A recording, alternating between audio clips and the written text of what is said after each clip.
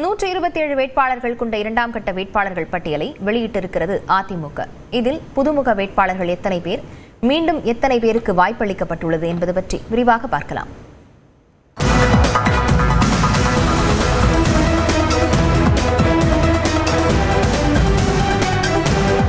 தேர்தல் பணிகளில் தீவிரம் காட்டி வரும் அதிமுக கடந்த 25ஆம் தேதி 23 வேட்பாளர்கள் அடங்கிய முதற்கட்ட வேட்பாளர் பட்டியலை வெளியிட்டது.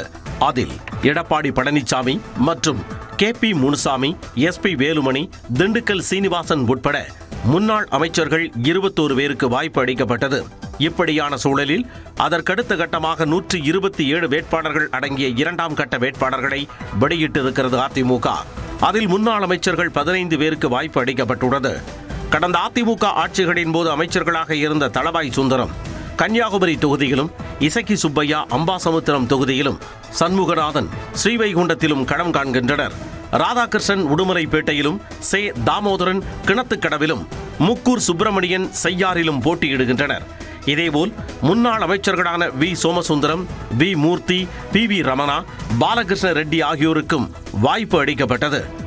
முன்னாள் அமைச்சர்கள் செம்மலை, சரோஜா, மாஃபா பாண்டியராஜன், சின்னையா, பரஞ்சோதி, வெல்லமண்டி நடராஜன், சேவூர் ராமச்சந்திரன் ஆகியோரின் பெயர்கள் பட்டியலில் இல்லை.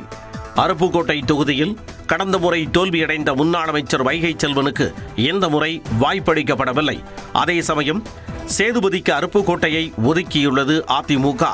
சங்கரன்கோவில் தொகுதி முன்னாள் அமைச்சர் ராஜலட்சுமிக்கும் இந்த முறை வாய்ப்பு அளிக்கப்படவில்லை. அங்கு திலீபன் ஜெய்சங்கர் வேட்பாளராக அறிவிக்கப்பட்டுள்ளார். அவினாசி இந்த முறை பாஜகவுக்கு சென்றுள்ள நிலையில் முன்னாள் சபாநாயகர் தனபால் பெயரும் இடம்பெறவில்லை. இதுவரை வெளியான பட்டியலில் 17 பெண் வேட்பாளர்களுக்கு வாய்ப்பு அளிக்கப்பட்டுள்ளது. அண்மையில் IJKவில் இருந்து விலகி அதிமுகவில் இணைந்த லாட்டரி அதிபர் மார்டினின் மனைவி லீமா ரோஸ் லால்குடியில் போட்டியிடுவதாக அறிவிக்கப்பட்டுள்ளது. விளாத்திகுளத்தில் சத்யா, திருவாடானையில் கீர்த்திகா முனியசாமி, சிறுவில்லிபுத்தூரில் சந்திரபிரபா உள்ளிட்டோர் களம் காண்கின்றனர். விழுப்புரத்தில் இருந்து மயிலம் தொகுதிக்கு CV சண்முகம் மாறியுள்ள நிலையில் விழுப்புரம் அதிமுக வேட்பாளராக விஜயா அறிவிக்கப்பட்டுள்ளார். 150 பேர் கொண்ட அதிமுக வேட்பாளர் பட்டியலில் ஒரே ஒரு இஸ்லாமியர் மட்டும் இடம்பெற்றிருக்கிறார். பாளையங்கோட்டை தொகுதியில் 32 வயதான சையது சுல்தான் சம்சுதீன் களம் காண்பதாக தெரிவிக்கப்பட்டுள்ளது. இந்த முறை 30 சிட்டிங் MLAக்களுக்கு வாய்ப்பளித்துள்ளது அதிமுக. கோவை மாவட்டத்தில் 7 MLAக்களுக்கு மீண்டும் வாய்ப்பு வழங்கப்பட்டுள்ளது. கவுண்டம்பாளையம், சிங்காநல்லூர், சூலூரின் தற்போதைய MLAக்கள் மாற்றமின்றி போட்டியிடுகின்றனர். கோவை வடக்கு தொகுதி பாஜகவுக்கு ஒதுக்கப்பட்டதால் தெற்கு தொகுதிக்கு மாறியிருக்கிறார் அம்மன் அர்ஜுனன். கள்ளக்குறிச்சி செந்தில், வானூர் சக்கரபாணி, ஏற்காடு சித்ரா, பாப்பிரெட்டிப்பட்டி கோவிந்தசாமி ஆகிய சிட்டிங் MLAக்களுக்கு அதிமுக வாய்ப்பு அளிக்கவில்லை. அமைச்சர் துரைமுருகன் MLAவாக இருக்கும் காட்பாடி தொகுதியில் களம் காண்கிறார் அதிமுக அமைப்பு செயலாளர் ராமு. அமைச்சர் பெரியசாமி MLAவாக உள்ள ஆத்தூரில் அதிமுகவில் இருந்து விஸ்வநாதனும், கீதா ஜீவன் MLAவாக இருக்கும் தூத்துக்குடியில் முன்னாள் அமைச்சர் செல்லப்பாண்டியனும், அமைச்சர் ராஜகண்ணப்பன் MLAவாக உள்ள முதுகுளத்தூரில் மலேசியா பாண்டியனும் போட்டியிடுகின்றனர். அமைச்சர் மூர்த்தி MLAவாக உள்ள மதுரை கிழக்கு தொகுதியில் மாங்குடம் மகேந்திரன், கோபி செடியன் MLAவாக இருக்கும் திருவிடை மருதூர் இடமதி சுப்பிரமணியன், அன்பில் மகேஷின் திருவெரும்பூர் தொகுதியில் குமார் களமிறக்கப்பட்டுள்ளனர். திமுகவில் இணைந்த முன்னாள் முதலமைச்சர் பன்னீர்செல்வத்தின் போடி நாயக்கனூர் தொகுதியில் அதிமுக சார்பில் நாராயணசாமி களமிறக்கப்பட்டுள்ளார்.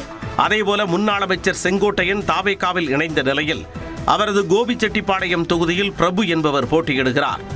வைத்திலிங்கத்தின் ஒரத்தநாடு தொகுதி மாவட்ட செயலாளர் சேகருக்கு வழங்கப்பட்டுள்ளது. சட்டமன்ற தேர்தலில் அதிமுக சார்பில் 42 பேர் முதல் முறையாக களமிறங்குகின்றனர். சென்னையில் 12 தொகுதிகளுக்கும், சோழிங்கநல்லூர், ஆலங்குடி அமைச்சர் தங்கம் தென்னரசு MLAவாக இருக்கும் திருச்சுடி, அமைச்சர் தாமோ அன்பரசன் MLAவாக இருக்கும் ஆலந்தூர், அமைச்சர் CV கணேசன் MLAவாக இருக்கும் திட்டக்குடி என மொத்தம் 17 தொகுதிகளுக்கு அதிமுக வேட்பாளர்களை அறிவிக்கவில்லை.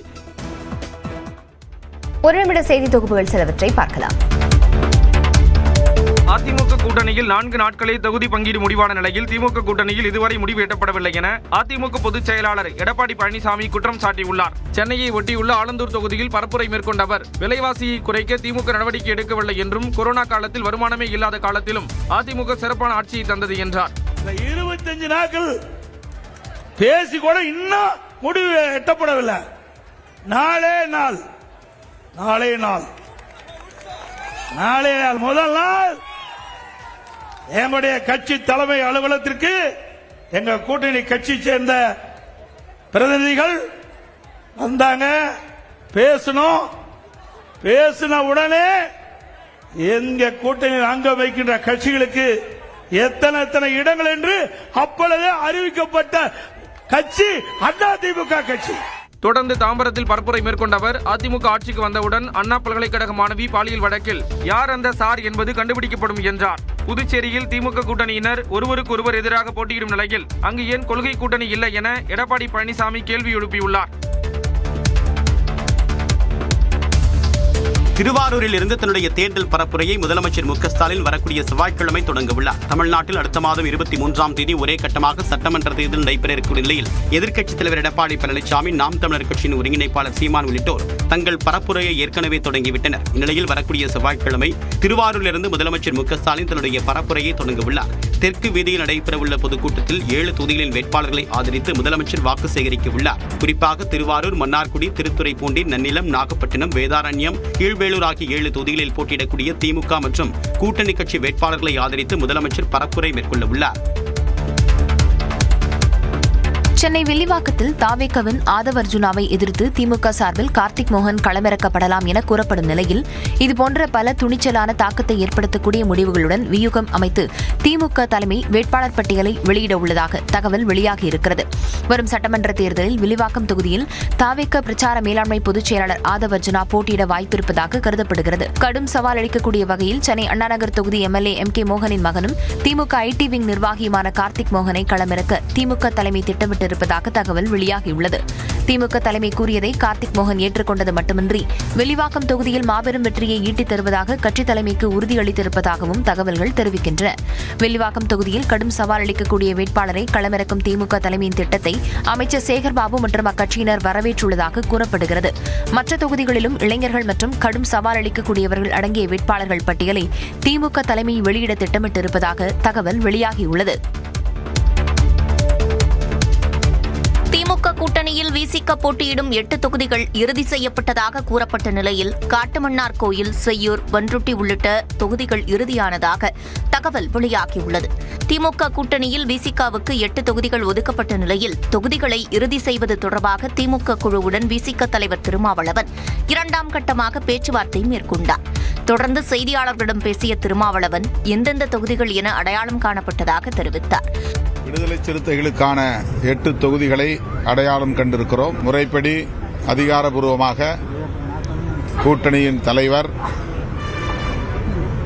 திராவிட முன்னேற்றக் கழகத்தின் தலைவர் அண்ணன் தளபதி ஸ்டாலின் அவர்கள் விரைவில் அறிவிப்பார். மேலும் புதுச்சேரியில் சுயேட்சை சின்னத்தில் போட்டியிடுவது குறித்தும் நியூஸ் 18 தமிழ்நாட்டிற்கு திருமாவளவன் பிரத்யேக பேட்டியளித்தார். அதெல்லாம் ஒன்றாகாது, அங்க சுயேட்சை சின்னமும் எல்லாம் ஒண்ணுதான், ஒன்றும் பிரச்சனை இல்லை. இதனிடையே திமுக கூட்டணியில் விடுதலை சிறுத்தைகள் கட்சிக்கு திருப்போரூர், ஆர்கே நகர், காட்டுமன்னார் கோவில், செய்யூர், கள்ளக்குறிச்சி, பெரியகுளம், அரக்கோணம் மற்றும் திண்டிவனம் ஆகிய தொகுதிகள் ஒதுக்கப்பட்டதாக தகவல் வெளியாகியுள்ளது. இதில் திருப்போரூரில் SS பாலாஜியும்,